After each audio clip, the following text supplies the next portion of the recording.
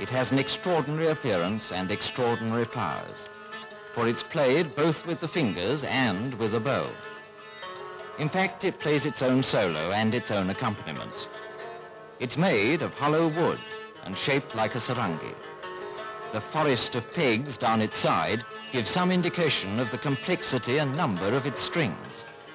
Both sorts of string are there, steel and gut. The Sursagar is a comparatively modern instrument with a deep, richly emotional tone.